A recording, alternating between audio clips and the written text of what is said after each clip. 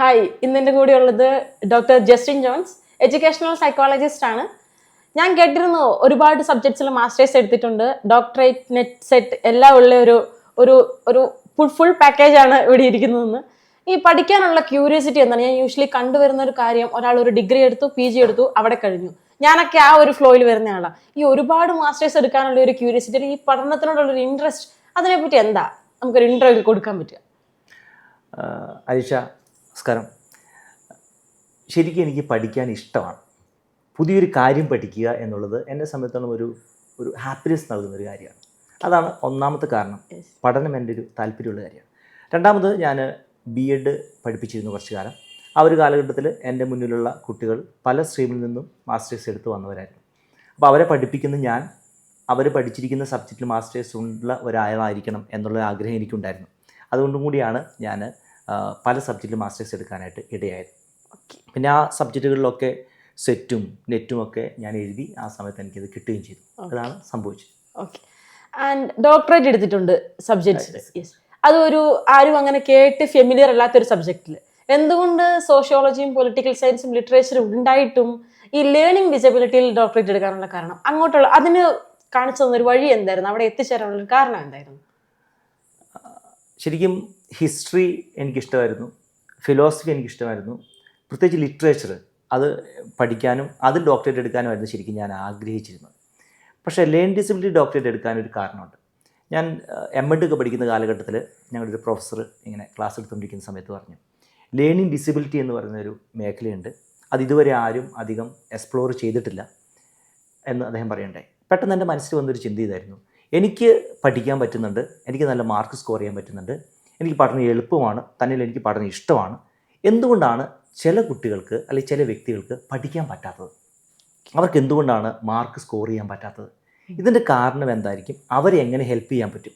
ഈ ഒരു ചിന്തയാണ് ശരിക്കും പറഞ്ഞാൽ ലേണിംഗ് ഡിസബിലിറ്റിയിൽ റിസർച്ച് നടത്താനും അതിൽ എക്സ്പെർട്ട് ആവാനും എന്നെ നിർബന്ധിച്ചതോ അല്ലെങ്കിൽ എന്നെ പുഷ് ചെയ്തത് അതാണ്. ഓക്കെ, ഇത്രയൊക്കെ പഠിച്ചു, എന്ത് മെത്തേഡ് ഉപയോഗിച്ച് പഠിക്കാനായിരുന്നു? ഇപ്പം നമുക്കൊക്കെയാണ്, നമുക്ക് വായിച്ച് പഠിക്കാം, എഴുതി പഠിക്കാം, കേട്ട് പഠിക്കാം, അല്ലെങ്കിൽ നമുക്ക് ഒരു ലെക്ചർ അറ്റൻഡ് ചെയ്ത് പഠിക്കാം. എന്ത് മെത്തേഡായിരുന്നു കൂടുതലും ഇൻട്രസ്റ്റിംഗ് ആയിട്ട് യൂസ് ചെയ്തുകൊണ്ടിരുന്നത്? മെത്തേഡ് ഓഫ് ലേണിംഗ് എന്ന് പറയുന്നത് തന്നെ വലിയൊരു സബ്ജക്റ്റാണ്, വലിയൊരു മേഖലയാണ്. പല രീതിയിൽ നമുക്ക് പഠിക്കാനായിട്ട് പറ്റും. കേട്ട് പഠിക്കാം, കണ്ടുപഠിക്കാം, അതുപോലെ വായിച്ചു എഴുതിയും പഠിക്കാം, അല്ലെങ്കിൽ നമുക്ക് ചെയ്ത് പഠിക്കാം. ഇത് പറഞ്ഞാൽ ലെക്ചർ മെത്തേഡ്, ലെക്ചർ കേട്ട് പഠിക്കാം, അങ്ങനെ പലതരത്തിൽ നമുക്ക് പഠിക്കാനായിട്ട്. എന്നെ സംബന്ധിച്ചോളം ഞാൻ കൂടുതലും വായിച്ച് പഠിക്കുന്ന ഒരാളാണ്. അതാണ് എനിക്ക് കൂടുതലും എളുപ്പം. ആ ഒരു മെത്തേഡാണ് ഞാൻ കൂടുതൽ ഉപയോഗിക്കുക. മറ്റ് മെത്തേഡുകളൊക്കെ ഉപയോഗിക്കാറുണ്ട്, പക്ഷേ കൂടുതലും ഞാൻ വായിച്ച് പഠിക്കുന്ന രീതിയാണ് ഞാൻ ഉപയോഗിച്ചിട്ടുള്ളത്. ഈ വായന എന്ന് പറയുന്നത്, നമ്മളൊരു സാധനം കാണുന്നു, ലൈക്ക് ഒരു വേർഡ് കാണുന്നു, നമ്മളതിനെ ഗ്രാസ്പ് ചെയ്യുന്നു, അതിങ്ങനെ പുറത്തോട്ട് വരുന്നു. അപ്പം അതിങ്ങനെ ആ ഒരു പ്രോസസ്സ് ഉണ്ട്, ഒരു പ്രോസസ്സിങ് നടക്കുന്നുണ്ട് ഉള്ളിൽ. ആ പ്രോസസ്സിനെ പറ്റി ഒന്ന് കൂടുതലായിട്ട് പറയാമോ? വായന എന്ന് പറയുന്ന ഒരു പ്രോസസ്സ്, റീഡിങ് എന്ന് പറയുന്ന പ്രോസസ്സ് എന്ന്, അതിനെക്കുറിച്ച് നല്ലൊരു ക്ലാരിറ്റി ഉണ്ടാകുന്നത് പഠനവുമായിട്ട് ബന്ധപ്പെട്ട് നമുക്ക് ഒരു നല്ല അണ്ടർസ്റ്റാൻഡിങ് ഉണ്ടാകാൻ നല്ലതാണ്. ഒരു കാര്യം നമ്മൾ വായിച്ചു കഴിഞ്ഞാൽ, ഒരു സെൻറ്റൻസ് നമ്മൾ വായിക്കുന്നു, അല്ലെങ്കിൽ ഒരു അക്ഷരം നമ്മൾ വായിക്കുന്നു, ഒരു വാക്ക് നമ്മൾ വായിക്കുന്നു, ഇതൊക്കെയാണ് സ്വാഭാവികമായിട്ട് നമ്മൾ വായനയിൽ വരുന്ന കാര്യങ്ങൾ. നമ്മളൊരു വാക്ക് വായിക്കുമ്പോൾ, ഫോർ എക്സാമ്പിൾ അമ്മ എന്നൊരു വാക്ക്, ഈ അമ്മ എന്ന വാക്ക് ഞാൻ ആദ്യമായിട്ട് കാണുമ്പോൾ ആ വാക്കിൻ്റെ 2 അക്ഷരങ്ങൾ, ആ അക്ഷരങ്ങളുടെ ഷേപ്പ്, അതിൻ്റെ സ്വരം, അത് ഞാൻ കണ്ണ് കണ്ട് ബ്രെയിനിൽ കയറി അത് അവിടെ എൻകോഡ് ചെയ്യുന്നു. അതുപോലെ അതിൻ്റെ സ്വരം ഞാൻ ചെവി കൊണ്ട് കേട്ട് അത് ബ്രെയിനിൽ ചെന്ന് പ്രോസസ്സ് ചെയ്ത് അതും എൻകോഡ് ചെയ്തു. ഇത് രണ്ടും കൂടെ ഉള്ളിൽ കണക്ട് ചെയ്ത് കമ്പൈൻ ചെയ്ത് ബ്രെയിനിൽ സൂക്ഷിക്കുന്നു. മറ്റൊരു സമയത്ത് ഞാൻ അമ്മ എന്നുള്ള വാക്ക് എൻ്റെ കണ്ണ് കാണുമ്പോൾ ഇത് ബ്രെയിനിൽ കൊടുക്കുകയും ബ്രെയിൻ ഇതിനു മുമ്പ് രജിസ്റ്റർ ചെയ്ത് വെച്ചിരിക്കുന്ന ആ വാക്കും ആ ഷേപ്പും അതിൻ്റെ സ്വരവുമായിട്ട് കണക്ട് ചെയ്യുകയും അത് വായിക്കാനായിട്ട് എൻ്റെ നാവിന് ഓർഡർ കൊടുക്കുകയും ചെയ്യുന്നു. ഇതാണ് ഈ വായന എന്ന് പറയുന്ന കാര്യം സംഭവിക്കുന്നത്. ഇതോടൊപ്പം തന്നെ ഇതുമായിട്ട് ബന്ധപ്പെട്ട് നിൽക്കുന്ന ഒരു അർത്ഥമുണ്ട്. ആ അർത്ഥം എൻ്റെ ബ്രെയിൻ മനസ്സിലാക്കുകയും ചെയ്യുന്നു. അതോടുകൂടി കോംപ്രഹെൻഷൻ സംഭവിക്കുന്നു. അപ്പോൾ ഞാനൊരു വാക്ക് വായിക്കുമ്പോൾ അത് കാണുന്നു, അതിൻ്റെ സ്വരം മനസ്സിലാക്കുന്നു, അത് ഞാൻ ഉച്ചരിക്കുന്നു, അതിൻ്റെ അർത്ഥം ഞാൻ മനസ്സിലാക്കുന്നു. ഇത്രയും കാര്യങ്ങളാണ് ഒരു വായനയിൽ സ്വാഭാവികമായിട്ടും സംഭവിക്കുന്നത്. ഇതിനെയാണ് ശരിക്കും ഒരു റീഡിംഗ് പ്രോസസ്സ്. റീഡിംഗ് പ്രോസസ്സ് എന്ന് പറഞ്ഞാൽ ഇതാണ്. ഓക്കെ, ഇപ്പൊ ഇങ്ങനെയൊന്നും സംഭവിക്കാതിരിക്കുന്ന ഒരവസ്ഥ, അതായത് ഈ അക്ഷരങ്ങളെ മനസ്സിലാക്കാൻ പറ്റാത്ത അവസ്ഥ, അല്ലെങ്കിൽ അതിൻ്റെ ഷേപ്പ്, അതിൻ്റെ അർത്ഥം മനസ്സിലാക്കാൻ പറ്റാത്ത അവസ്ഥ, ഇതിനെയാണോ നമ്മൾ ലേണിംഗ് ഡിസബിലിറ്റി എന്ന് പറയുന്നത്? ലേൺ ഡിസബിലിറ്റിയെക്കുറിച്ച് നമ്മൾ മനസ്സിലാക്കുമ്പോൾ രണ്ട് കാര്യങ്ങളുണ്ട്. ഒന്ന് ലേൺ ഡിസബിലിറ്റി ഉണ്ട്, ലേണിംഗ് ഡിഫിക്കൽറ്റി ഉണ്ട്. ഇത് രണ്ടിൻ്റെയും കൂടി വ്യത്യാസം കൂടെ മനസ്സിലാക്കിയാൽ മാത്രമേ ഈ റീഡിങ് ഡിഫിക്കൽറ്റി എന്താണെന്ന് കൃത്യമായിട്ട് പറയാനായിട്ട് പറ്റുള്ളൂ. ഓക്കെ, ഇപ്പോൾ പറഞ്ഞു വരുന്നത് കോൺസെപ്റ്റ് രണ്ടെണ്ണം ഉണ്ട്. ലേണിംഗ് ഡിഫിക്കൽറ്റി ഉണ്ട്, ലേണിംഗ് ഡിസബിലിറ്റി ഉണ്ട്. ഇതിന് നമുക്ക് എങ്ങനെ ഡിഫറൻഷ്യേറ്റ് ചെയ്ത് കാണാൻ പറ്റും? എന്താണ് ലേണിംഗ് ഡിസബിലിറ്റി, എന്താണ് ഡിഫിക്കൽറ്റി? ഡിഫിക്കൽറ്റി എന്ന് പറഞ്ഞാൽ അതിൻ്റെ ഒരു അർത്ഥം തന്നെ നമുക്ക് മനസ്സിലാക്കാം, ഒരു ബുദ്ധിമുട്ട്. ഒരു കുറച്ച് അത് തന്നെയുമല്ല, ആ ഒരു ബുദ്ധിമുട്ടിൻ്റെ പ്രത്യേകത അത് കുറച്ച് സമയത്തേക്കുള്ളതായിരിക്കും. ഒരു ഒരു വളരെ പെട്ടെന്ന് നമുക്ക് റിലേറ്റ് ചെയ്യാൻ പറ്റുന്ന ഒരു ഉദാഹരണം പറഞ്ഞു കഴിഞ്ഞാൽ, എൻ്റെ അടുത്ത് വന്ന ഒരു കുട്ടിക്ക് പഠിക്കാനായിട്ട് ബുദ്ധിമുട്ടുണ്ടായിരുന്നു, കാര്യങ്ങൾ മനസ്സിലാക്കാനായിട്ട് ബുദ്ധിമുട്ടുണ്ടായിരുന്നു. അതിനെക്കുറിച്ച് അനലൈസ് ചെയ്ത് കുട്ടിയുടെ കാര്യങ്ങളൊക്കെ ചോദിച്ചു കഴിഞ്ഞപ്പോൾ ശരിക്കും ആ കുട്ടിക്ക് പഠിക്കാനുള്ള ബുദ്ധിമുട്ട് എന്തായിരുന്നു അറിയാമോ? ആ കുട്ടിയുടെ വീട്ടിൽ വൈകുന്നേരം ആകുമ്പോൾ വളരെ ഒച്ചത്തിൽ ടി വി വെക്കും. അപ്പോൾ വളരെ ഒച്ചത്തിൽ ടി വി വെക്കുന്നതുകൊണ്ട് തന്നെ ഈ കൊച്ചിന് കോൺസെൻട്രേറ്റ് ചെയ്ത് വായിക്കാൻ പറ്റില്ലായിരുന്നു. ആ കുട്ടിയുടെ സ്ട്രെങ്ത് എന്ന് പറയുന്നത് തന്നെ കേട്ട് പഠിക്കുന്ന ശൈലിയായിരുന്നു. അതുകൊണ്ട് ശബ്ദം ആ കുട്ടിക്ക് വളരെ സെൻസിറ്റീവാണ്. ചെറിയൊരു ശബ്ദം ചുറ്റുപാടും ഉണ്ടെങ്കിൽ തന്നെ കുട്ടിക്ക് വേറൊരു കാര്യത്തിൽ കോൺസെൻട്രേറ്റ് ചെയ്യാൻ പറ്റില്ല. അപ്പോൾ ആ പ്രോബ്ലം ശരിക്കും പറഞ്ഞാൽ ആ കുട്ടിക്ക് പഠന വൈകല്യമുണ്ടെന്ന് പറഞ്ഞാണ് കൊണ്ടുവന്നത്. ശരിക്കും പറഞ്ഞാൽ പഠന വൈകല്യം അല്ലത്, അറ്റ്മോസ്ഫിയറിൻ്റെ പ്രശ്നമാണ്. അത് ഡിഫിക്കൽറ്റിയാണ്, ഒരു ബുദ്ധിമുട്ടാണ്. ആ ഒരു കാര്യം അവരോട് പറഞ്ഞ് മനസ്സിലാക്കുന്നു. അതോടുകൂടി ആ വീട്ടിലെ അന്തരീക്ഷങ്ങൾ അവർ മാറ്റുന്നു, ഒരു പഠന അന്തരീക്ഷം ആ വീട്ടിലുണ്ടാക്കുന്നു. അതോടുകൂടി കുട്ടിക്ക് പഠിക്കാനായിട്ട് പറ്റുന്നു. ഇത് പഠന വൈകല്യമല്ല, പഠന പ്രശ്നമാണ്. ഇതാണ് ലേണിംഗ് ഡിഫിക്കൽറ്റി. ഇതാണ് ലേണിംഗ് ഡിഫിക്കൽറ്റി. പഠന വൈകല്യം എന്ന് പറഞ്ഞാൽ അത് വൈകല്യമാണ്. അത് ഏതെങ്കിലും തരത്തിലുള്ള ബുദ്ധിമുട്ട് കൊണ്ട്, അതിന് ശരിക്കും നമ്മൾ പറഞ്ഞു കഴിഞ്ഞാൽ മിനിമൽ ഡിസ്ഫങ്ഷൻ ഓഫ് ബ്രെയിൻ എന്ന് പറയുന്ന അവസ്ഥ കൊണ്ട് ഉണ്ടാകുന്ന ഒരു പ്രതിഭാസത്തെയാണ് നമ്മൾ ലേണിംഗ് ഡിസബിലിറ്റി എന്ന് വിളിക്കുന്നത്. അതൊരു ഡിസബിലിറ്റിയാണ്. അതുകൊണ്ടാണ് ചില കുട്ടികൾക്ക് വായിക്കാനോ എഴുതാനോ മിനിമം മാത്തമാറ്റിക്സ് ചെയ്യാനോ പറ്റാതെ. ബ്രെയിനിന്റെ ഡിസ്ഫങ്ഷനെയാണ് ഈ ലേണിംഗ് ഡിസബിലിറ്റി എന്ന് പറയുന്നത് എന്നാണ് ഇപ്പം അച്ഛൻ പറഞ്ഞു വെച്ചത്. അപ്പോൾ നടക്കാനിരിക്കുന്ന ഒരു കാര്യത്തിന് എവിടെയോ ഒരു സ്റ്റക്ക്, എന്തോ ഒരു ബുദ്ധിമുട്ട് അവിടെ ഫീൽ ചെയ്യുന്നുണ്ട്. അതിനെയാണ് നമുക്ക് അതിനെ അതിൻ്റെ ഒരു മീനിങ്, അങ്ങനെ ഒരു ഡെഫിനിഷൻ അങ്ങനെ കൊടുക്കാം ലേണിംഗ് ഡിസബിലിറ്റി. ലേണിംഗ് ഡിസബിലിറ്റിയുടെ ഒരു ഡെഫിനിഷൻ പറയുന്നതിലുപരിയായിട്ട് പെട്ടെന്ന് മനസ്സിലാക്കാൻ വേണ്ടി ഞാൻ പറയാം. ഞാൻ നേരത്തെ പറഞ്ഞ അതേ ഉദാഹരണം എടുക്കാം. ഞാനൊരു സെൻറ്റൻസ് വായിക്കുക എന്ന് പറഞ്ഞാൽ ആ സെൻറ്റൻസ് എൻ്റെ കണ്ണ് കാണുന്നു, ഞാനത് അക്ഷരങ്ങൾ കൂട്ടി വായിക്കുന്നു, അതിൻ്റെ അർത്ഥം മനസ്സിലാക്കുന്നു. ഇത്രയും കാര്യങ്ങളാണ് ഈ വായനയിൽ നടക്കുന്ന പ്രോസസ്സ്. ഈ സമയത്ത് എൻ്റെ കണ്ണ് കാണും, കണ്ണിന് പ്രശ്നങ്ങളൊന്നുമില്ലെങ്കിൽ കണ്ണ് കൃത്യമായിട്ട് അത് കാണുന്നു, അത് ബ്രെയിനിലേക്ക് കൊടുക്കുന്നു. പക്ഷേ ഈ അക്ഷരങ്ങൾ ഒന്നിച്ച് കൂട്ടി വായിക്കാനോ അതിൻ്റെ പ്രൊനൗൺസിയേഷനോ എനിക്ക് മനസ്സിലാക്കാൻ പറ്റുന്നില്ലെങ്കിൽ, നേരത്തെ ഞാൻ ഇതിൻ്റെ സ്വരവും ഇതിൻ്റെ അർത്ഥവും എൻ്റെ ബ്രെയിൻ നേരത്തെ ഞാൻ എൻകോഡ് ചെയ്തിട്ടുണ്ട്. പക്ഷേ ഇപ്പോൾ കണ്ട ഈ അക്ഷരങ്ങളും ഈ വാക്കുകളും നേരത്തെ ഞാൻ എൻകോഡ് ചെയ്ത ആ അർത്ഥവുമായിട്ട് കണക്ട് ചെയ്യാനായിട്ട് ബ്രെയിനിന് പറ്റുന്നില്ല. അങ്ങനെ സംഭവിക്കുമ്പോൾ ഈ വായന എന്ന് പറഞ്ഞ പ്രോസസ്സ് സക്സസ്ഫുൾ ആയിട്ട് നടക്കില്ല. ഇതാണ് ഇവരിൽ നടക്കുന്ന പ്രശ്നം. ഇതുകൊണ്ടാണ് നമ്മളിതിന് പറയുന്നത് മിനിമൽ ഡിസ്ഫങ്ഷൻ ഓഫ് ബ്രെയിൻ എന്ന് പറയുന്നത്. ഈ ഒരു പ്രോസസ്സ് കൊണ്ട്, ഈ ഒരു പ്രശ്നം കൊണ്ട് ചില കുട്ടികൾക്ക് എഴുതാനായിട്ട് പറ്റില്ല. നമ്മളൊരു കാര്യം പറയുന്ന സമയത്ത് ആ കുട്ടിയോട് നമ്മൾ പറയാണ്, അമ്മ എന്നെ സ്നേഹിക്കുന്നു. അമ്മ എന്നെ സ്നേഹിക്കുന്നു എന്ന് ഈ ചെവി കേട്ടു, ബ്രെയിനിൽ കൊടുത്തു. പക്ഷേ അതിനുശേഷം ഈ കൈക്ക് ഓർഡർ കൊടുക്കുകയാണ്, അല്ലെങ്കിൽ നമ്മൾ എഴുതാനായിട്ട് ഓർഡർ കൊടുക്കുകയാണ്. പക്ഷേ ആ ഓർഡർ കൊടുക്കുന്ന സമയത്ത് അമ്മ എന്ന് പറയുന്ന ആയും ഇമ്മായും അതുപോലെ തന്നെ ആ വാക്കുകളും അതിൻ്റെ കണക്ഷനുമൊന്നും കുട്ടിക്ക് പിടികിട്ടുന്നില്ല. ബ്രെയിനിന് ഇത് രണ്ടിട്ട് കണക്ട് ചെയ്യാനായിട്ട് പറ്റുന്നില്ല. ഇതിനെയാണ് മിനിമൽ ഡിസ്ഫങ്ഷൻ ഓഫ് ബ്രെയിൻ എന്ന് വിളിക്കുന്നത്. ബ്രിഡ്ജിങ് എന്നുള്ളൊരു ടോപ്പിക് ഇപ്പോൾ പറഞ്ഞു വെച്ചല്ലോ. അപ്പം അത് ശരിക്കും പേരൻസ് കുട്ടികളെ ശ്രദ്ധിക്കാത്തത് കൊണ്ടുണ്ടാകുന്ന ഒരു കാര്യമാണോ, അതോ സ്കൂളിലെ ഒരു അക്കാഡമിക് ടീച്ചിങ് അല്ലെങ്കിൽ അവരുടെ ഒരു പിള്ളേരുടെ ശ്രദ്ധ അവരിലേക്ക് എത്താത്തതിൻ്റെ ഒരു ഭാഗമായിട്ടാണോ ഈ ബ്രിഡ്ജിങ് ശരിക്കും ഉണ്ടാകുന്നത്? ഐഡന്റിഫിക്കേഷൻ ഓഫ് ലേൺ ഡിസബിലിറ്റി അത് ആര് നടത്തണം, എപ്പോൾ നടത്തണം എന്നുള്ളത് എപ്പോഴും ഒരു വലിയൊരു വിഷയമാണ്. പലപ്പോഴും സംഭവിക്കുന്നത് മാതാപിതാക്കളുടെ ഭാഗത്തു നിന്നാണ് പലപ്പോഴും ഇതിന് പ്രശ്നം ഉണ്ടാകുന്നത്. കുട്ടികളുടെ വളർച്ച ഒക്കെ സ്വന്തം വളർച്ചയായിട്ട് ഐഡൻറ്റിഫൈ ചെയ്യുകയും ഈ കുട്ടികൾ എന്ന് പറയുന്നത് ഒരു എക്സ്റ്റൻഡഡ് ഈ സെൽഫായിട്ട് മാറുകയും ചെയ്യുന്ന ഒരു കാലഘട്ടത്തിലാണ് നമ്മൾ ഇപ്പം ജീവിക്കുന്നത്. അതുകൊണ്ട് തന്നെ കുട്ടികളുടെ ഒരു ചെറിയ പരാജയം പോലും അത് എൻ്റെ പരാജയമായിട്ട് കുട്ടികൾ പേരൻസ് അങ്ങ് ഏറ്റെടുക്കുകയാണ്. അങ്ങനെ വരുന്ന സാഹചര്യത്തിൽ കുട്ടികൾക്ക് എന്തെങ്കിലും തരത്തിലുള്ള ഡിഫിക്കൽട്ടി ഉണ്ടെന്ന് അക്സെപ്റ്റ് ചെയ്യാൻ 90% മാതാപിതാക്കളും തയ്യാറാവില്ല. ഇതെങ്ങനെയെങ്കിലുമൊക്കെ ആയിട്ട് ശരിയായിക്കോളും, അത് പഠിക്കാത്തതുകൊണ്ടാണ്, അല്ലെങ്കിൽ അവൻ ശ്രദ്ധിക്കാത്തതുകൊണ്ടാണ്, അല്ലെങ്കിൽ ആ കുട്ടി പഠിക്കും വേറെ കാര്യങ്ങളൊക്കെ എടുക്കാനാണ് അതൊന്നും അല്ല കാരണം. കുട്ടിക്ക് പഠനവുമായിട്ട് എന്തോ ബുദ്ധിമുട്ടുണ്ട് എന്നുള്ളത് പേരൻസിനാണ് ഏറ്റവും ആദ്യം ഐഡൻറ്റിഫൈ ചെയ്യാനായിട്ട് പറ്റുക. അല്പം കെയർഫുള്ളായിട്ടിരുന്നാൽ മതി. കുട്ടികൾ പഠിച്ചു വരുന്ന കാലഘട്ടത്തിലൊക്കെ ആ ഒരു ഡിഫിക്കൽട്ടി, ഞാൻ നേരത്തെ പറഞ്ഞ പോലെ ഈ മൈൽ സ്റ്റോൺസിലെ ഡിഫറൻസ് ഉണ്ടാകുമ്പോൾ തന്നെ അത് മനസ്സിലാക്കി എടുക്കാനായിട്ട് പറ്റും.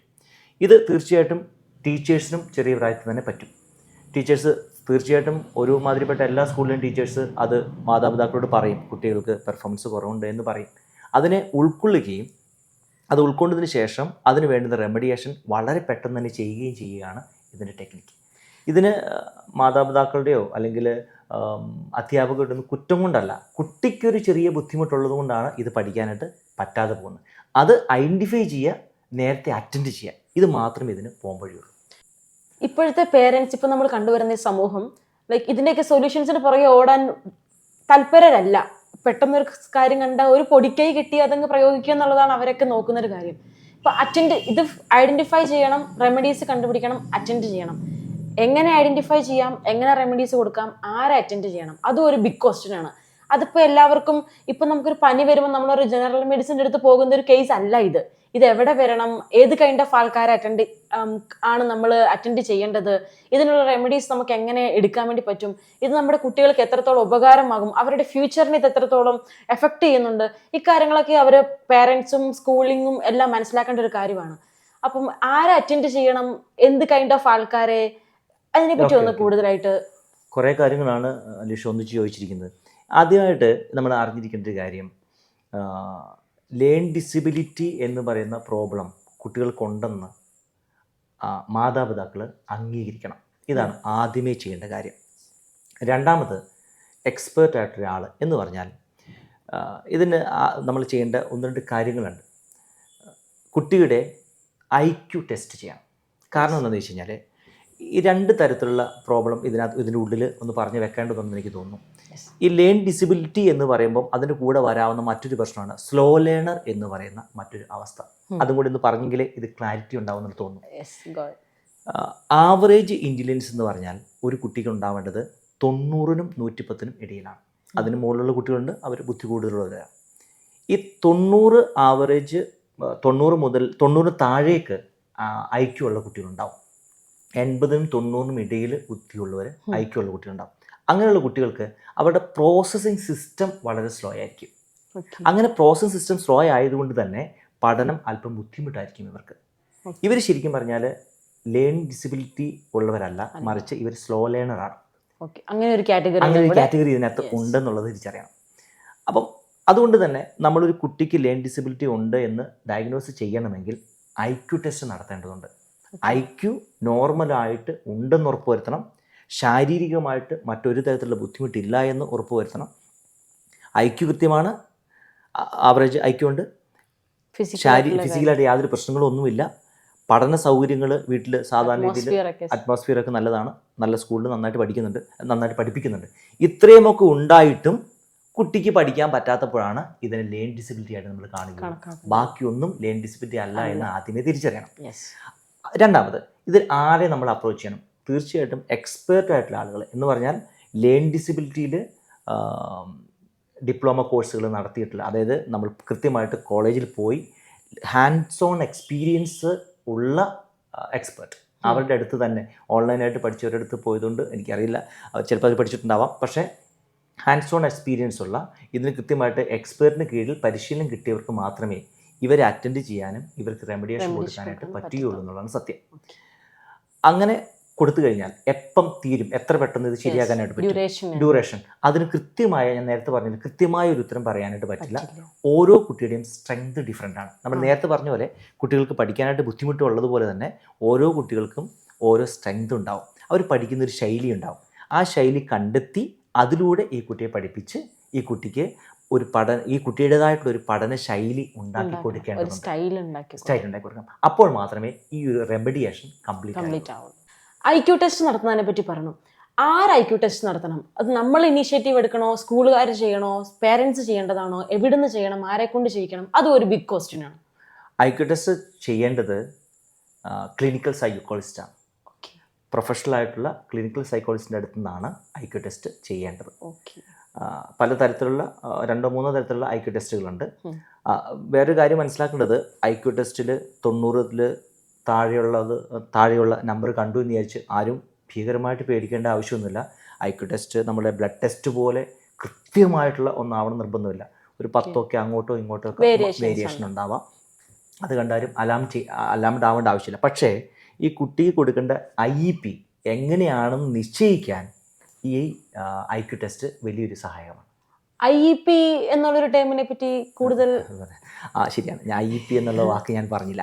IEP എന്ന് പറഞ്ഞു കഴിഞ്ഞാൽ ഇൻഡിവിജ്വലൈസ്ഡ് എഡ്യൂക്കേഷൻ പ്രോഗ്രാം എന്ന് പറഞ്ഞാൽ ഒരു കുട്ടിക്ക് ഉള്ള പ്രോബ്ലം എന്തൊക്കെയാണ്, ആ കുട്ടിക്ക് എത്രത്തോളം പ്രോബ്ലമുണ്ട്, ആ പ്രോബ്ലത്തിൻ്റെ സിവിയറിറ്റി എന്താണ്, ഈ കുട്ടിയുടെ വീക്ക്നെസ് എന്തൊക്കെയാണ്, ഈ കുട്ടിയുടെ സ്ട്രെങ്ത് എന്തൊക്കെയാണ്, ഈ കുട്ടി ഏത് നിലയിലേക്ക് എത്തിച്ചേരേണ്ടതുണ്ട്, ഇത്തരം എല്ലാ കാര്യങ്ങളും മനസ്സിലാക്കിയതിന് ശേഷം ഈ കുട്ടിക്ക് വേണ്ടി മാത്രം ടൈലർ മെയ്ഡായിട്ട് നമ്മൾ ഉണ്ടാക്കുന്ന ഒരു എഡ്യൂക്കേഷൻ പ്രോഗ്രാമിൻ്റെ പേരാണ് ഇൻഡിവിജ്വലൈസ്ഡ് എഡ്യൂക്കേഷൻ പ്രോഗ്രാം.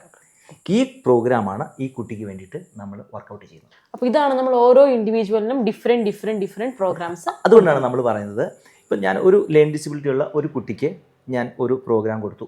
അപ്പോൾ അത് മനസ്സിലാക്കിയെന്ന് വിചാരിക്കുക, അത് ആ പേരൻറ്റ് മനസ്സിലാക്കി. ആ പേരൻറ്റ് എപ്പോഴെങ്കിലും വേറൊരു കുട്ടിയെ കുറിച്ച് കേൾക്കുകയാണ്, ഡിസബിലിറ്റി ഉള്ള അല്ലെങ്കിൽ ലേണിംഗ് ഡിഫിക്കൽട്ടി ഉള്ള വേറൊരു കുട്ടിയെക്കുറിച്ച് കേൾക്കുന്നു. അപ്പോൾ അവരോട് അവരുടെ പേരൻസിനോട് പറഞ്ഞു കൊടുക്കുകയാണ്, നിങ്ങൾ ഇങ്ങനെയൊക്കെ ചെയ്താൽ മതി, കാരണം എൻ്റെ കുട്ടിക്ക് ഇങ്ങനെയാണ് ചെയ്തത്. അത് വർക്കാവണം നിർബന്ധമില്ല. കാരണം ഈ കുട്ടിയുടെ പ്രശ്നമായിരിക്കുന്നില്ല മറ്റേ കുട്ടിയുടെ പ്രശ്നം, ഈ കുട്ടിയുടെ സ്ട്രെങ്ത് ആയിരിക്കണമെന്നില്ല മറ്റേ കുട്ടിയുടെ സ്ട്രെങ്ത്. അപ്പോൾ സ്വാഭാവികമായിട്ടും ഈ കുട്ടിക്ക് കൊടുത്ത IEP മറ്റൊരു കുട്ടിക്ക് വർക്ക് ചെയ്യണം നിർബന്ധമില്ല. അതുകൊണ്ടാണ് ഓരോ കുട്ടിയും ഇൻഡിവിജ്വലായിട്ട് തന്നെ അറ്റൻഡ് ചെയ്യേണ്ടി വരുന്നത്. ലേണിംഗ് ഡിസബിലിറ്റി എങ്ങനെയാണ് ഐഡന്റിഫൈ ചെയ്യാൻ പറ്റുന്നത്? ലേണിംഗ് ഡിസബിലിറ്റി വളരെ ചെറിയ പ്രായത്തിൽ തന്നെ ഐഡന്റിഫൈ ചെയ്യാനായിട്ട് പറ്റും. നമ്മളതിന് പറയുന്ന പേര് മൈൽ സ്റ്റോൺസ് എന്ന് പറയും. മൈൽ സ്റ്റോൺസ് ഓരോ പ്രായത്തിലും കുട്ടികൾക്കുണ്ടാവുന്ന മെൻ്റൽ ഡെവലപ്മെൻ്റ് ഉണ്ട്. വളരെ ചെറിയ പ്രായത്തിൽ കുട്ടികൾക്ക് കുട്ടിയുടെയുമായിട്ട് ബന്ധപ്പെട്ട് നിൽക്കുന്ന മാതാപിതാക്കളെ, അടുത്ത് നിൽക്കുന്ന ആളുകളെ ഐഡൻറ്റിഫൈ ചെയ്യാനായിട്ട് പറ്റുക. അതുപോലെ തന്നെ വളരെ ഡെപ്ത്ത്, താഴ്ച ഐഡൻറ്റിഫൈ ചെയ്യാനായിട്ട് പറ്റുക. അതുപോലെ തന്നെ കൃത്യമായ പ്രായത്തിൽ എഴുന്നേറ്റ് നിൽക്കുക, നടക്കുക, 1 വയസ്സ് 1.5 വയസ്സ് ആകുമ്പോഴേക്കും സംസാരിക്കാൻ തുടങ്ങുക. ഇങ്ങനെ ഇതൊക്കെയാണ് മൈൽ സ്റ്റോൺസ് എന്ന് പറഞ്ഞാൽ. ഈ മൈൽ സ്റ്റോൺസിൽ ഡിലേ വരികയാണെങ്കിൽ അത് ലേണിംഗ് ഡിസബിലിറ്റിയുടെ ഒരു ലക്ഷണമായിട്ട് നമുക്ക് കാണാം.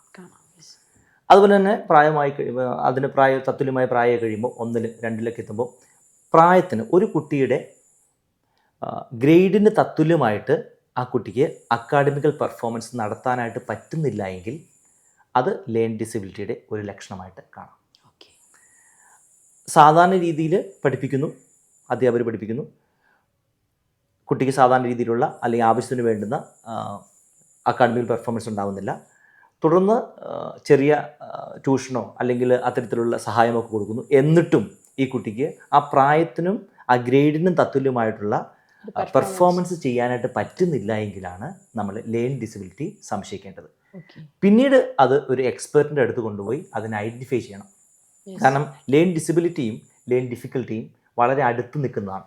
അതുകൊണ്ട് തന്നെ ഇത് എന്താണ് എന്ന് കൃത്യമായിട്ട് ചിലപ്പോൾ എല്ലാവർക്കും ഐഡൻറ്റിഫൈ ചെയ്യാനായിട്ട് പറ്റണമെന്ന് നിർബന്ധമില്ല. അപ്പോൾ കൃത്യമായിട്ട് ഐഡൻറ്റിഫൈ ചെയ്തതിന് ശേഷം മാത്രമേ അതിന് റെമഡിയേഷൻ കൊടുക്കാനായിട്ട് പറ്റത്തുള്ളൂ. അപ്പോൾ ഈ കാണുന്ന ഇപ്പം നമ്മൾക്ക് ഓൾമോസ്റ്റ് നമ്മുടെ സൊസൈറ്റിയിൽ ഒരുപാട് ആൾക്കാരുണ്ട്, ഒരുപാട് കുട്ടികളുണ്ട്, മുതിർന്ന ആൾക്കാരുണ്ട്. എല്ലാവർക്കും ഒരേപോലെയാണോ ഈ ലേണിംഗ് ഡിസബിലിറ്റി ഉണ്ടാവുക? അത് ഓരോ ഇൻഡിവിജ്വലിനും അത് ഡിഫറെൻ്റ് ആയിരിക്കും? തീർച്ചയായിട്ടും ഡിഫറെൻ്റ് ആണ്. ലേണിംഗ് ഡിസബിലിറ്റി നമ്മൾ സൈക്കോളജിക്കലി നമ്മളതിനെ 3ആയിട്ട് തിരിക്കും: മൈൽഡ്, മോഡറേറ്റ്, സിവിയർ. വളരെ സിവിയർ ആയിട്ട് ലേണിംഗ് ഡിസബിലിറ്റി ഉള്ള കുട്ടികളുണ്ടാവും. അവർക്ക് ഈ പറയുന്ന വായിക്കാനും എഴുതാനും മാത്തമാറ്റിക്സും ഡിഫിക്കൽട്ടി ഉണ്ടാവും. ചിലർക്കിത് മോഡറേറ്റ് ആയിരിക്കും, ചിലർക്കിത് വളരെ മൈൽഡ് ആയിരിക്കും. അതുപോലെ തന്നെ ഈ ചില കുട്ടികൾക്ക് ലേണിംഗ് ഡിസബിലിറ്റിയിൽ റീഡിങ്ങും റൈറ്റിങ്ങിനും പ്രശ്നമുണ്ടാവും. ഡിസ്ഗ്രാഫിയും ഡിസ്ലെക്സിയും ഉണ്ടാവും. ചില കുട്ടികൾക്ക് ഡിസ്ഗ്രാഫിയ മാത്രമേ ഉണ്ടാവുള്ളൂ. ചില കുട്ടികൾക്ക് ഡിസ്ലെക്സിയും ഡിസ്ഗ്രാഫിയും ഡിസ്കാൽക്കുലിയും ഉണ്ടാവാം. ഈ 3 കോമ്പിനേഷനുള്ള ആളുകളുണ്ടാവും. ഇതിലേതെങ്കിലും 1 or 2 മാത്രം ഉണ്ടാവും. ബേസിക്കലി ഇത് 3 തരത്തിൽ നമുക്ക് തിരിക്കാം: മൈൽഡ്, മോഡറേറ്റ്, സിവിയർ. ഡിസ്ഗ്രാഫിയ എന്ന് പറയുന്നത് ഈ അക്ഷരങ്ങൾ തിരിഞ്ഞു പോവുക, എഴുതുന്നത് കറക്റ്റ് അല്ലാണ്ടാവുക, 13 എന്ന് എഴുതുന്നത് 31 പോവുക, ബി എന്ന് എഴുതുന്നത് അക്ഷരം ഉൾട്ടായി പോവുക, ഡി തിരിഞ്ഞു പോവുക, ഇതിനെയൊക്കെയാണോ ഡിസ്ഗ്രാഫിയ എന്ന് പറയുന്നത്? Very good. ഇതും ഡിസ്ഗ്രാഫിയിൽ പെട്ടതാണ്. പക്ഷേ ഇത് മാത്രമല്ല ഡിസ്ഗ്രാഫിയ. ഡിസ്ഗ്രാഫിയ ഉള്ള കുട്ടികൾക്ക് ഈ അക്ഷരങ്ങളുടെ ഡയറക്ഷൻ ഓഫ് ലെറ്റേഴ്സ് എന്ന് പറയും. ലെറ്ററുകളുടെ തുടക്കം എവിടെയാണ്, അത് അവസാനിക്കുന്നത് എങ്ങനെയാണ്, അക്ഷരങ്ങളുടെ ഷേപ്പ് എങ്ങനെയാണ്, ഇത്തരം കാര്യങ്ങൾക്കൊക്കെ കൺഫ്യൂഷൻ ഉണ്ടാവും. നിരന്തരമായിട്ട് ഇങ്ങനെ കൺഫ്യൂഷൻ ഉണ്ടാവും.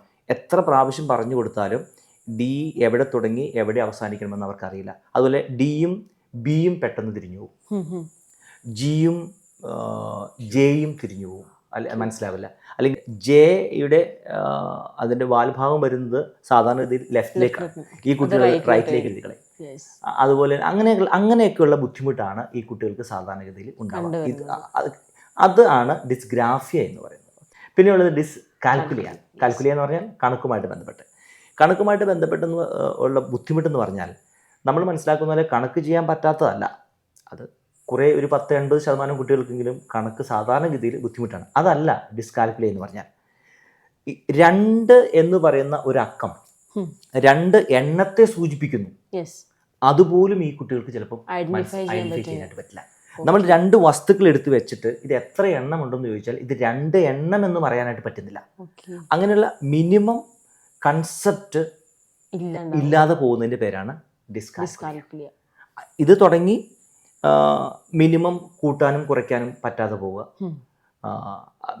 സാധാരണഗതിയിലുള്ള ബേസിക് മാത്സ് ചെയ്യാനായിട്ട് പറ്റാതെ പോവുക, ഇതൊക്കെയാണ് ഡിസ്കാൽക്കുലിയ എന്ന് പറയുന്നതിൻ്റെ അർത്ഥം. ഇതാണ് ഈ ഡിസ്ലെക്സിയ, ഡിസ്ഗ്രാഫിയ, ഡിസ്കാൽക്കുലിയ. ഇനി എൻ്റെ ഒരു ഡൗട്ടായിട്ടുള്ളൊരു ചോദ്യം ഞാൻ ചോദിക്കാം. ഇത് ക്യൂറബിൾ ആണോ? ലേണിംഗ് ഡിസബിലിറ്റി ക്യൂറബിൾ ആണോ? എല്ലാവരും സാധാരണഗതിയിൽ ചോദിക്കുന്ന ഒരു ചോദ്യമാണ്. കേൾക്കുന്ന മാതാപിതാക്കൾക്കും അധ്യാപകർക്കും ആദ്യം അറിയേണ്ട ഉത്തരവും ഇത് തന്നെയാണ്. എല്ലാ സ്ഥലത്തും നമ്മൾ ക്ലാസ് എടുക്കാനായിട്ട് പോകുമ്പോഴും അതുപോലെ ഇൻ്റർവ്യൂവിന് പോകുമ്പോഴും ആദ്യം ആളുകൾ ചോദിക്കുന്നത് തന്നെയാണ്. ഇതിൻ്റെ ഒരു ക്ലാരിറ്റി എന്ന് പറഞ്ഞാൽ ഡിസ്കാൽക്കുലിയ, ഡിസ്ലെക്സിയ, ഡിസ്ഗ്രാഫിയ എന്ന് പറയുന്ന സ്പെസിഫിക് ലേൺ ഡിസബിലിറ്റീസ് അത് ക്യൂറബിൾ അല്ല, അതാണ് സത്യം.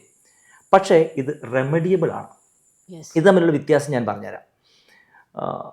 ഒരു ഡിഫിക്കൽട്ടി, ഫോർ എക്സാമ്പിൾ ഞാൻ പലപ്പോഴും പറയാറുള്ള ഉദാഹരണമാണ്, എൻ്റെ കൈ ഒടിഞ്ഞു, വലത് കൈ ഒടിഞ്ഞു എന്ന് വിചാരിക്കുക. വലത് കൈ ഒടിഞ്ഞു കഴിഞ്ഞാൽ ആ വലത് കൈ കൊണ്ട് ചെയ്യേണ്ട കാര്യങ്ങളൊക്കെ കുറച്ച് കാലത്തേക്ക് ഞാൻ ഇടത് കൈ കൊണ്ട് ചെയ്യും. ഈ വലത് കൈ ശരിയായി കഴിഞ്ഞ് കഴിഞ്ഞാൽ വീണ്ടും ഞാൻ വലത് കൈ കൊണ്ട് തന്നെ കാര്യങ്ങൾ ചെയ്യും. ഇതിൻ്റെ പേര് ഡിഫിക്കൽട്ടി എന്നാണ്. എന്ന് പറഞ്ഞ പോലെ പഠനവുമായിട്ട് ബന്ധപ്പെട്ട് കുട്ടികൾക്ക് ഏതെങ്കിലും തരത്തിലുള്ള ബുദ്ധിമുട്ട്, ഇപ്പോൾ കണ്ണിൻ്റെ കാഴ്ച കുട്ടികൾക്ക് കുറവാണെന്ന് അറിയത്തില്ല എങ്കിൽ ഒരു 4ാം ക്ലാസ്സിലെത്തിയ കുട്ടി ഇതുവരെ കണ്ണിൻ്റെ പരിശോധന നടത്തിയിട്ടില്ല. പക്ഷെ കുട്ടിക്ക് വായിക്കാനും പറ്റുന്നില്ല, ബോർഡിൽ എഴുതിയിരിക്കുന്നത് എഴുതിയെടുക്കാനും പറ്റുന്നില്ല. ചിലപ്പോൾ കാരണം ഇത് മനസ്സിലാകാതെ പോയതായിരിക്കാം. 4ാം ക്ലാസ്സിൽ പഠിക്കുന്ന കുട്ടി ആശുപത്രിയിൽ ചെല്ലുന്നു, പ്രോബ്ലം ഐഡൻറ്റിഫൈ ചെയ്യുന്നു, കണ്ണട കൊടുക്കുന്നു, അതോടുകൂടി ആ കുട്ടിയുടെ പ്രോബ്ലം സോൾവ് ആകും. ഇത് ഡിഫിക്കൽട്ടി ആയിരുന്നു, അത് സോൾവ് ആയിട്ട് മാറുകയും ചെയ്തു. ഡിസബിലിറ്റി എന്ന് പറയുന്നത് അത് മിനിമൽ ഡിസ്ഫങ്ഷൻ ഓഫ് ബ്രെയിനിൻ്റെ കാരണം കൊണ്ട് ഉണ്ടാകുന്ന കാര്യമാണ്. അത് ക്യൂർ ചെയ്യാനായിട്ട് പറ്റില്ല. അതിന് മരുന്നില്ല, അതിന് മറ്റെന്തെങ്കിലും മെത്തേഡുകൾ, ട്രീറ്റ്മെൻറ്റ് എന്ന് പറയുന്നത് ഇല്ല. അപ്പം ഈ ഡിസബിലിറ്റി എന്ന് പറയുന്നത് ക്യൂറബിൾ അല്ല, തീരെ ക്യൂർ ചെയ്യാൻ പറ്റിയല്ല എന്നാണോ പറഞ്ഞു വരുന്നത്?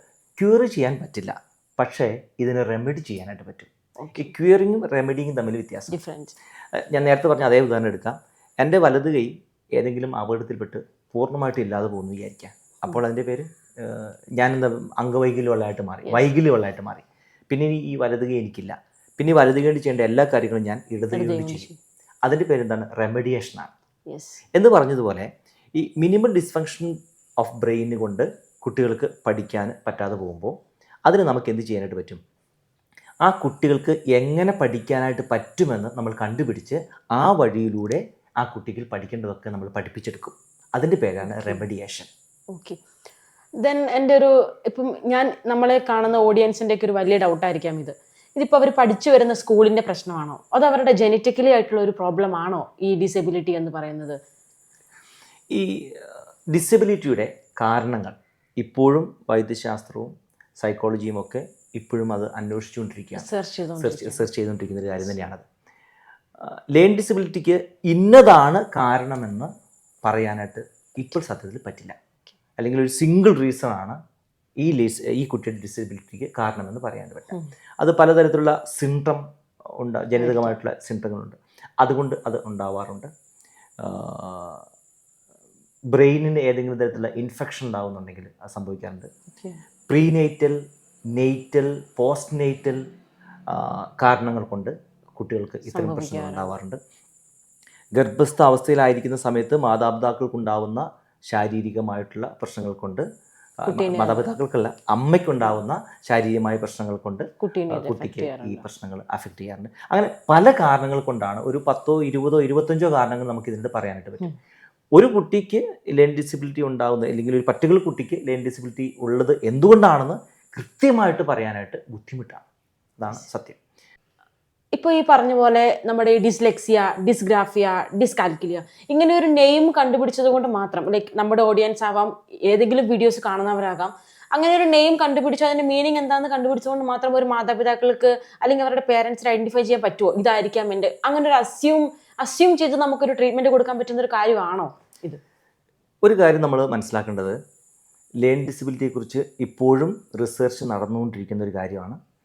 പ്രത്യേകിച്ച് ഇന്ത്യ പോലത്തെ രാജ്യത്ത് ഇതിനെക്കുറിച്ച് കൃത്യമായ ധാരണ അധികം ആളുകൾക്ക് ഇല്ലെന്നുള്ളത് തന്നെയാണ് സത്യം.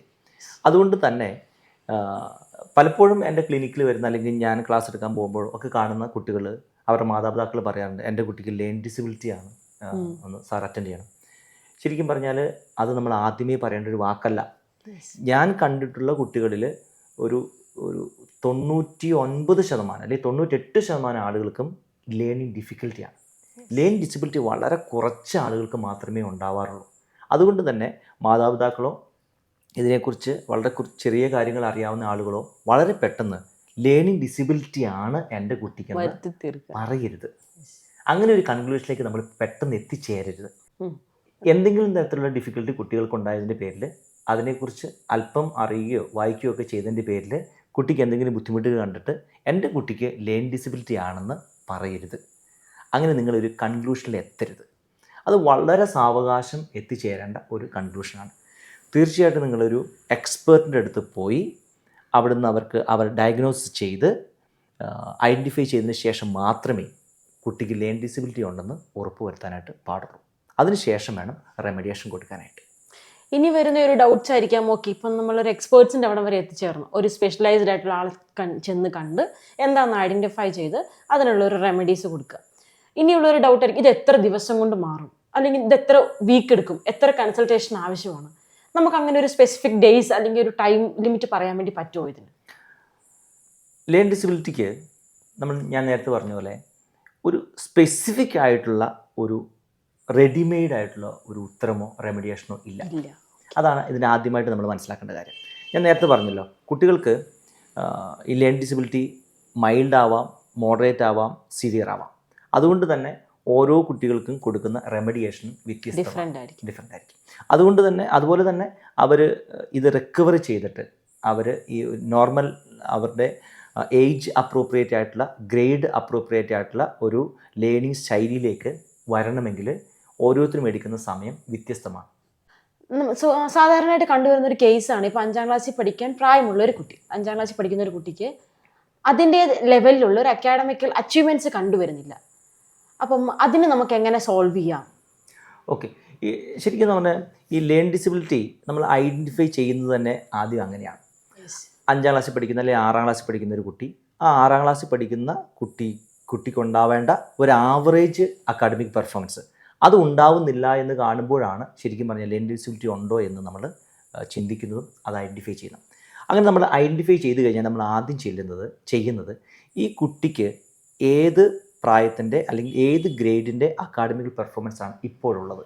ഓക്കെ, നിലവിൽ ഇപ്പോൾ ഏത് ഗ്രേഡിലുള്ള പെർഫോമൻസ് ആണ് ഉള്ളതെന്നാണ് ആദ്യം നമ്മൾ കണ്ടുപിടിക്കേണ്ടത്. ഓക്കെ, ഒരു 6ൽ പഠിക്കുന്ന കുട്ടിക്ക് ഒരു 2ാം ക്ലാസ്സിൽ പഠിക്കുന്ന കുട്ടിയുടെ അക്കാഡമിക് പെർഫോമൻസ് ഇപ്പോൾ ഉള്ളൂ എങ്കിൽ നമ്മളതിനെ ഈ 6ൽ പഠിക്കുന്ന കുട്ടിയിലേക്ക് നമ്മൾ ബ്രിഡ്ജ് ചെയ്യണം. ഇത് ഞങ്ങൾ വിളിക്കുന്നതിൻ്റെ പേര് ബ്രിഡ്ജിങ് ആ ഗ്യാപ്പ് ബ്രിഡ്ജ്. 6ൽ പഠിക്കുന്ന കുട്ടിയാണ്. ഇപ്പോൾ ആ കുട്ടി 2ലാണ് പഠിക്കുന്നത്. ഈ കുട്ടിയെ 2ൽ നിന്നും 6ലേക്ക് ബ്രിഡ്ജ് ചെയ്യണം. ഇതാണ് നമ്മൾ കൊടുക്കുന്ന റെമഡിയേഷൻ എന്ന് പറഞ്ഞാൽ. ഇതാണ് ശരിക്കും പറഞ്ഞാൽ നമ്മൾ കൊടുക്കേണ്ട റെമഡിയേഷൻ. വൺസ് ഇപ്പോൾ നമ്മൾ ആ കുട്ടീനെ 6ന്റെ ലെവലിലോട്ട് എത്തിച്ചു, വീണ്ടും ആ കുട്ടി താഴോട്ട് വരാനുള്ള ചാൻസ് ഉണ്ടോ? ഓർ അവർ തന്നെ ഇപ്പം നോർമലൈസ്ഡ് നിൽക്കുന്ന ഒരു കുട്ടിയും ഈ കുട്ടി നമ്മൾ കുറച്ച് ഡിഫറൻസ് ഉണ്ടാകും. അവർ തന്നെ അവർക്ക് പഠിക്കാനുള്ള ഒരു മെത്തേഡ് അവർ തന്നെ ക്രിയേറ്റ് ചെയ്യും, അല്ലെങ്കിൽ അവർ പഠിക്കാനുള്ള ഒരു അറ്റ്മോസ്ഫിയർ അവരുണ്ടാക്കണം, വീണ്ടും താഴോട്ട് പോകാനുള്ള ചാൻസ് ഉണ്ടോ? ഈ ലേൺ ഡിസബിലിറ്റി ഉള്ള ഒരു കുട്ടിക്ക് 2 കാര്യങ്ങളാണ് നമ്മൾ ചെയ്തു കൊടുക്കേണ്ടത്. നമ്പർ 1 ബ്രിഡ്ജിങ് ആണ്. ഇപ്പോൾ ഈ കുട്ടി ഏത് ഗ്രേഡിലാണോ ഉള്ളത് ആ ഗ്രേഡിലുള്ള ഒരു കുട്ടി, ആവറേജ് ആയിട്ടുള്ള പഠിക്കുന്ന കുട്ടിക്ക് ഉണ്ടാവേണ്ട പെർഫോമൻസിലേക്ക് ഈ കുട്ടിയെ എത്തിക്കണം. ഇതിൻ്റെ പേരാണ് ബ്രിഡ്ജിങ്. രണ്ടാമതൊന്നുള്ളത്, ഈ കുട്ടിക്ക് പഠിക്കാനുള്ള, സ്വന്തമായിട്ട് പഠിക്കാനുള്ള ഒരു ലേണിംഗ് സ്റ്റൈൽ നമ്മൾ ഈ കുട്ടിക്ക് ഈ സമയം കൊണ്ട് ഉണ്ടാക്കി കൊടുക്കുകയും വേണം. അതല്ലെങ്കിൽ ജീവിതകാലം മുഴുവൻ ഈ കുട്ടി ആരുടെയെങ്കിലും ഹെൽപ്പ് തേടേണ്ടി വരും ഇത് പഠിക്കാൻ വേണ്ടി. അത് പാടില്ല. ഈ കുട്ടി ഈ ബ്രിഡ്ജ് ചെയ്യുകയും അതോടൊപ്പം തന്നെ സ്വന്തമായിട്ട് പഠിക്കാനുള്ളൊരു ശൈലി ഉണ്ടാക്കിയെടുക്കുകയും ചെയ്യണം. അപ്പോഴാണ് ശരിക്കുമുള്ള റെമഡിയേഷൻ സാധ്യമാകുന്നത്. അപ്പോൾ ഇങ്ങനെ ലേണിംഗ് ഡിസബിലിറ്റി ഉള്ള ഇപ്പോൾ നമ്മുടെ വിഷ്വൽസ് കാണുന്ന പേരൻസ്, ടീച്ചേഴ്സ്, അവരോടൊക്കെ നമുക്ക് പറയാനുള്ളത് ഒരു ഹോപ്പ് ഉണ്ട്. തീർച്ചയായിട്ടും. യെസ്, അവരോട് എന്താണ് പറയാനുള്ളത്? ലേണിങ്ങുമായിട്ട് ബന്ധപ്പെട്ട് ബുദ്ധിമുട്ടുള്ള മക്കളുണ്ട്, അവരുടെ മാതാപിതാക്കളുണ്ട്, അവരെ പഠിപ്പിക്കുന്ന അധ്യാപകരുണ്ട്. നിങ്ങളോട് ഒന്നേ എനിക്ക് പറയാനുള്ളൂ, ഇവരെയൊക്കെ പഠിപ്പിക്കാനായിട്ട് പറ്റും. ഇവർക്കൊക്കെ ലൈഫിൽ അക്കാഡമിക് അച്ചീവ്മെൻറ്റ്സ് നടത്താനായിട്ടും പറ്റും. അതിന് കൃത്യമായിട്ടുള്ള വഴികൾ എന്താണെന്ന് തിരിച്ചറിയുക, അവരുടെ പ്രോബ്ലം എന്താണെന്ന് തിരിച്ചറിയുക, കൃത്യമായിട്ട് അവർക്ക് IEP ഉണ്ടാക്കി കൊടുക്കുക, അത് പ്രാക്ടീസ് ചെയ്യുക, ഇവരെ അവരുടെ അച്ചീവ്മെൻറ്റ്സിൽ എത്തിക്കുക. ഇത് മാത്രമേ ചെയ്യാനുള്ളൂ. ഒരു കാര്യം വീണ്ടും ഞാൻ പറയുന്നു, ഇവർക്കൊക്കെ അവർക്ക് ജീവിതത്തിൽ ആവശ്യം വേണ്ടുന്ന അച്ചീവ്മെൻറ്റ്സ് നേടാനായിട്ട് പറ്റും. ഈ വീഡിയോ കണ്ടുകൊണ്ടിരിക്കുന്ന പേരൻസ്, ടീച്ചേഴ്സ്, കുട്ടികളുമായി ഇടപഴകുന്ന ആർക്കെങ്കിലും നിങ്ങളുടെ കുട്ടികളിൽ ഇങ്ങനെ ഒരു ഇഷ്യൂസ് ഫേസ് ചെയ്യുന്നുണ്ടെങ്കിൽ നിങ്ങൾ ആരും വറീഡ് ആവണ്ട. ഇതിനുള്ള റെമഡീസ് അവൈലബിൾ ആണ്. കാലിക്കറ്റ് ബേബി മെമ്മോറിയൽ ഹോസ്പിറ്റലിൻ്റെ അടുത്ത് ആത്മ ലൈഫ് സെൻ്ററിലും കണ്ണൂർ എംപത്തിയ സെൻ്ററിലും ഇതിനുള്ള റെമഡിയേഷൻ അവൈലബിൾ ആണ്. നിങ്ങൾക്ക് ഈ സെൻ്ററുകളെ കോൺടാക്ട് ചെയ്യാം. പഠന വൈകല്യമുള്ള കുട്ടി ഒരിക്കലും ഇങ്ങനെ പറഞ്ഞതായിട്ട് പറയുന്നുണ്ട്, നിങ്ങൾ പഠിപ്പിക്കുന്നത് പോലെ എനിക്ക് പഠിക്കാനാവുന്നില്ലെങ്കിൽ ഞാൻ പഠിക്കുന്നത് പോലെ നിങ്ങൾ എന്നെ പഠിപ്പിക്കുക, അപ്പോൾ എനിക്ക് പഠിക്കാനാവും. നമ്മുടെ കുട്ടികളെ നമുക്ക് അങ്ങനെ പഠിപ്പിക്കാം. Thank you.